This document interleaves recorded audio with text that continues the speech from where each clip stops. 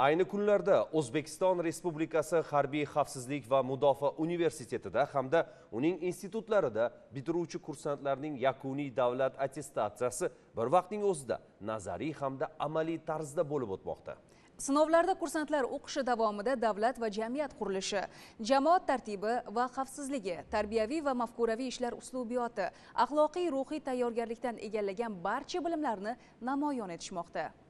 Bo'lajak ofitserlarning bir necha yillik mehnati va izlanishlari samarasini belgilab beruvchi ushbu sinovlar nazariy imtihonlar bilan boshlandi. Unda bitiruvchi kursantlar umumiy taktika, davlat chegarasini qo'riqlashning muhandislik ta'minoti, tarbiyaviy va mafkuraviy ishlar uslubiyati, harbiy pedagogika, yuridik fanlar hamda boshqa mutaxassislik fanlari bo'yicha egallagan bilim va ko'nikmalarni amalda namoyon etdi. Keyingi bosqichda esa qurol aslaha va o'q otish tayyorgarligi faniga oid bilimlarni qanchalik puxta egallashgani, quroldan to'g'ri foydalanish, turli taktik harakatlarni bajargan holda nishonlarni yakson qilish bo'yicha mohirliklari amalda o'z aksini topdi.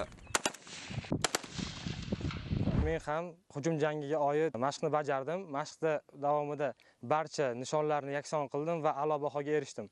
Bunda bizga 4 yil mobaynida ustozlarimiz tomonidan berilgan o'gitlar, bilim, ko'nikma va 4 yil davomida erishilgan malakalar juda katta asqotdi. Shaffof tarzda tashkil etilgan yakuniy davlat attestatsiyasi kursantlarning yillar davomida egallagan bilim va ko'nikmalarni amalda ko'rsatib, mashg'ulotlarda yuqori natijalar qayd etildi. Bu ham milliy armiyamiz keng dunyoqarashga ega, teran fikrlaydigan, zamonaviy ilm-fan yutuqlaridan xabardor, yuksak taktik va jangovar salohiyatli yosh mutaxassislar bilan butlanayotganining yana bir ifodasidir.